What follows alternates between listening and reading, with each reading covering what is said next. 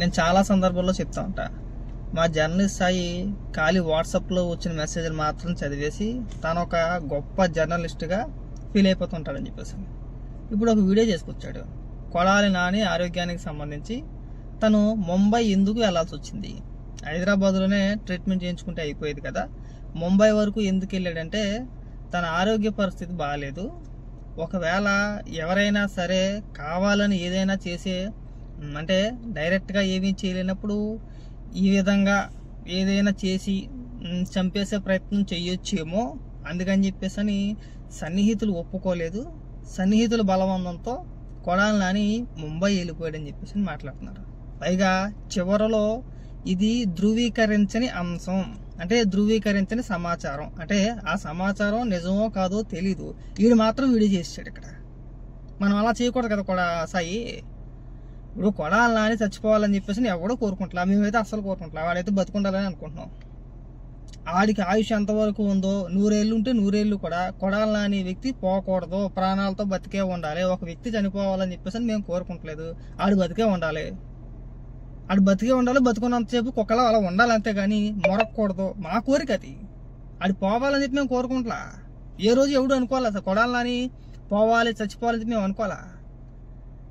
ఆడు నోరు మూసుకొని కుక్కలాగా ఒక మూలన కూర్చొని ఉండాలి, అలా చూస్తా ఉండాలి అని కోరుకున్నాను తప్పితే ఆ చచ్చిపోవాలని చెప్పేసి ఎవడన్నా అనుకున్నాడా? ఆయన ఎవడన్నా చంపేస్తాడా? ఆడుకున్న జబ్బులకు ఆడుకున్న అలవాటుకి ఆడే పోతాడని చెప్పేసి డాక్టర్లకి కదా చెప్పింది, అవునా? అర్జెంటుగా ఒక స్పెషల్ ఫ్లైట్లో కొడాలి నానిని ముంబై ఎందుకు తీసుకెళ్తారో? ఏమంటే అంత అవసరం కానప్పుడు ముంబై ఎందుకు తీసుకెళ్ళాలి? అంటే నిఘా ఉంటుందా? కొడాలి నాని పైన నిఘా పెట్టేశారా? ఆడ హాస్పిటల్లో ఉండి మ్యానిపులేట్ చేసి డాక్టర్లని ఏదో రకంగా చేసి వాళ్ళని చంపేస్తారా? నువ్వు ఒక జర్నలిస్టువా? నేను చూశాను, మంచి స్కిట్స్ వేశారు, చక్కగా వేసారు, కానీ దానిలో కూడా జగన్మోహన్ రెడ్డి గారిని మర్చిపోలేదయా, గొప్పదేగా. ఆ స్కిట్స్ లో కూడా జగన్మోహన్ రెడ్డి గారిని క్రిటిసైజ్ చేసేటువంటి స్కిట్స్ వేసుకుని బాగా ఆనందం పొందారు. కాదు, అలా కాదు. అసలు ఎక్కడైనా సరే ఆ స్క్రిప్ట్లో కానీ అక్కడ కానీ జగన్మోహన్ రెడ్డి పేరు ప్రస్తావించారు, చెప్పండి. అంటే 11 అంటే జగన్మోహన్ రెడ్డి పేరే నాకు అర్థం కావట్లా. 11 అన్నారు, దానికి జగన్మోహన్ రెడ్డికి సంబంధం ఏంటి? జగన్మోహన్ రెడ్డి పేరు కాదు కదా. అంటే 11 అంటే మీరే ఇంకా రైట్స్ మొత్తం మీకు ఇచ్చేసారేమో. అంటే మీకు 11 స్థానాలు వస్తే ఇంకా 11 అని చెప్పేసి ఎవడో పలకూడదా, ఎవడో మాట్లాడకూడదా? 11 అన్నారంటే వీళ్ళకి నొప్పి వచ్చేసింది. మాట్లాడు. ఏదో కాస్త ఆనందం పొందేటప్పుడు మన రాజకీయం ఎందుకే నాకు అర్థం కాదు. ఏమైంది చంద్రబాబు నాయుడు గారు? చంద్రబాబు నాయుడు వికేకాన్ని అవుతున్నాడు, అట్లాగే మన పవన్ కళ్యాణ్ కూడా నవ్వుతున్నాడు. ఆ 11 అంటే నవ్వుతున్నాడు. నవ్వు నాయన. 11 అన్నందుకు ఎందుకు నవ్వుతారండి? 11 అంటే ఎందుకు నవ్వుతారు? అక్కడ వాళ్ళు చేసిన స్క్రిప్ట్, అందులో ఉన్న డైలాగులు, వాళ్ళ హావభావాలు, వాళ్ళు నవ్వించే విధానాన్ని బట్టి కదా నవ్వుతారు. 11 అంటే నవ్వు అవుతుందా? నేను అంటాను 11 అని చెప్పేసి నువ్వు నవ్వుతావా? లేదంటే నువ్వు 11 అంటే నేను నవ్వుతానా? లేదంటే ఎక్కడికైనా 10 మంది ఉన్న చోటుకి వెళ్ళి 11 అంటే ఎవరైనా నవ్వుతాడా? నవ్వడగా. కానీ ఎందుకు ఆనందం అంటున్నా, మంచి నాటకాలు వేశారు, నేను చూశాను. ఎవరైనా వినుకుండా ఆయన మందిలో ఆయన ఎమ్మెల్యేలు బాధ గురించి చెప్తుంటే నాకు కూడా నిజమే అనిపించింది. త్రిపురారి గారు వేశాడయ్యా ఎన్టీ రామారావు వేషం, ఆ కనిపించుకుని అద్భుతంగా ఉంది, డైలాగ్ గీలారు, సంతోషం. మళ్ళీ ఎవరు మన దుర్గేష్ గారు వేశారు బాలచంద్రుడు, చాలా అద్భుతంగా ఉంది, సంతోషం. కానీ ఒక్కటి మిస్ అయిందయ్యా, ఒక్కటి మిస్ అయింది. చెప్పు. ఒక్కటి మిస్ అయింది, ఒక్కటి మిస్ అయింది. ఆ ఒక్కటి ఏంటంటారా, చంద్రబాబు నాయుడు గారు ఒక పాత్ర ఇస్తే బాగుండేది. శకుని పాత్ర ఉంటదే, అని శకుని పాత్ర ఒకటి ఉంటుంది.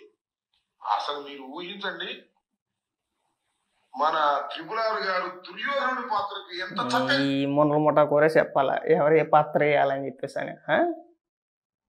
అదే కానీ నువ్వు కానీ ఇల్లుండి నువ్వు కానీ వేసుంటే ఏం వేసం వేస్తావు? ముఠా కూర వేసం వేస్తావు అక్కడికి వెళ్ళి. ఎలా చెప్పు కానీ యాసాల గురించి నువ్వే చెప్పాలి. జగన్మోహన్ రెడ్డిని 11 అంటే 11 అన్నారంట, అది జగన్మోహన్ రెడ్డిని ఉద్దేశించి అన్నారని చెప్పేసి ప్రెస్ మీట్లు. పైగా మొండల ముఠా కూర వచ్చి ఇక్కడ చెప్పాలి ఎవరు ఏ పాత్ర వేయాలి. పైగా మళ్ళీ డైలాగులు పిత్తి హువ్వు అని చెప్పేసి నిన్న అతి మాటలు అతి పేలఫ్ని ఇదే ఈ ఉడుకుపోతానమే వద్దన్నది రాంబాబు. అనవసరంగా చిన్నదానికి పెద్దదానికి ఉడికిపోతారు. 11 అంటే గిలగిలి కుట్టేసుకుంటారు. మరి బాబు 11 అంటే మిమ్మల్ని కించపరిచినట్టు కాదు. 11 మీకు నచ్చలేదు రాజీనామా చేసేయాలి. మొత్తం అందరూ కట్టకట్టుకున్న 11 మంది ఎవరైతే ఉన్నారో రాజీనామా చేసేస్తే 11కు మీకు సంబంధం లేదుగా. అయినా 11కు మీకు సంబంధం ఎందుకు నాకు అర్థం కావట్లే. 11 అంటే నిప్పేనా? అలా ఎలా అంటారు? మాజీ ముఖ్యమంత్రి గౌరవం లేదా అంటే మీరు బూతులు తిట్టించేసినప్పుడు మీరు అధికారంలో ఉన్నప్పుడు వైసీపీ నేతల చేత మంత్రుల చేత కార్యకర్తల చేత ప్రెస్ మీట్లో తమరేం చిన్న వ్యక్తులేం కాదు. బూతులు తిట్టేసినప్పుడు చంద్రబాబు నాయుడు గారిని ఉద్దేశించి చంద్రబాబు నాయుడు గారు అప్పుడు కూడా మాజీ ముఖ్యమంత్రి. మీరు అధికారంలో ఉన్నప్పుడు చంద్రబాబు నాయుడు గారు మాజీ ముఖ్యమంత్రి, శాసనసభ్యులు కూడా. ఇటు మనం బూతులు తిట్టేసినప్పుడేమో ఇది లేదా? ఇవాళ జస్ట్ ఊరికే సరదాగా 11 అంటే నొప్పి వచ్చేసిందా? అదే పెద్ద బూత్గా చూపించేస్తున్నారు. 11 అనే పదాన్ని వీళ్ళు బూత్గా క్రియేట్ చేస్తారు. అది బూత్ కాదురా నాయన. 11 అంటే జస్ట్ 11. మీరు దాన్ని బూత్గా క్రియేట్ చేసేసి భూతద్దంలో చూపించేసి వాళ్ళు ఎలాగన్నారు వీళ్ళు ఎలాగన్నారు వాళ్ళు ఎలా ట్రోల్ చేస్తున్నారు. అసలు జగన్మోహన్ రెడ్డిని అలా అనొచ్చా? ఇది ఎక్కడ జరుగుతుంది మాకు అర్థం కావట్లా. అంటే నీకే వచ్చి నొప్పి వచ్చేసిందని అడుగుతున్నా. పైగా నువ్వు చెప్పాలి ఎవరు ఏ పాత్ర వేయాలి అని చెప్పేసి చాలు ఈ ఆశలన్నీ వద్దు. అమ్మటరామ్మ బాగా గుర్తుపెట్టుకో. ఇంకెంతసేపు చెప్పిన సోళ్ళే చెప్తా ఉండాలి. ఎందుకు ప్రెస్ మీట్ పెడతావు అర్థం కాదు. 4 డైలాగులు కొట్టేస్తావు అంతే. మాట్లాడితే జగన్మోహన్ రెడ్డిని అలా అనేస్తారా? జగన్మోహన్ రెడ్డి చిన్నోడేం కాదు, చిన్న వ్యక్తి ఏం కాదు. జగన్మోహన్ రెడ్డి అధికారంలో ఉన్నప్పుడు చంద్రబాబు నాయుడు గారు అమనాభూతులు తిట్టించాడు. ఇంకా చంద్రబాబు నాయుడు గారు అలా అనుకుంటే అయ్యి బాబు మీరు వెళ్ళారు. ఇంకా ఒకవేళ కూటమి ప్రభుత్వం అలా అనుకుని ఉంటే కనుక ఎంతమంది తిట్టాలి బూతులు?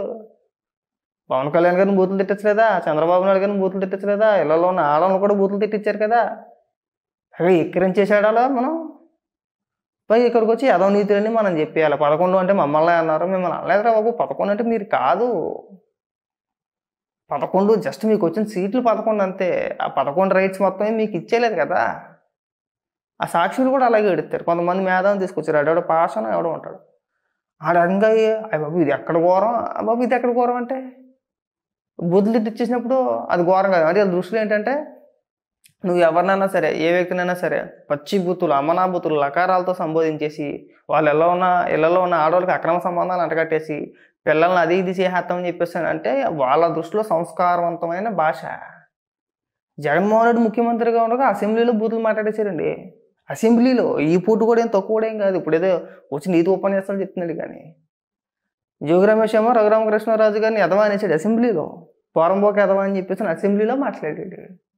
ఏంట్రా అంటే తనకు జగన్మోహన్ రెడ్డి వేసి నా మీద అభిమాన అధ్యక్ష అన్నాడు అసెంబ్లీలో. అది కూడా ఆన్ ద రికార్డ్ వాటి ఉంది. అది కానీ మీరు వెళ్ళి చెక్ చేసుకోవచ్చు. గత 5 ఏళ్ళు అసెంబ్లీలో ఎవడు మాట్లాడినా రోత రచ్చరచ్చే. ఎవరైనా సంస్కారవంతంగా అసెంబ్లీలో మర్యాదగా చంద్రబాబు నాయుడు గారు అని చెప్పేసి ఏ ఒక్క ఎమ్మెల్యే కానీ మంత్రి కానీ ప్రస్తావించారు అసలు? ఎవడు మాటనే ఏకవచనమే. ఏంట్రా వయసుతో సంబంధం లేదు. ఇంకా ఎవడు మాటనా బూతులు మాట్లాడమే. అప్పుడు లేని నొప్పి వీళ్ళకి 11 అంటే నొప్పి కలిగిస్తుందండి.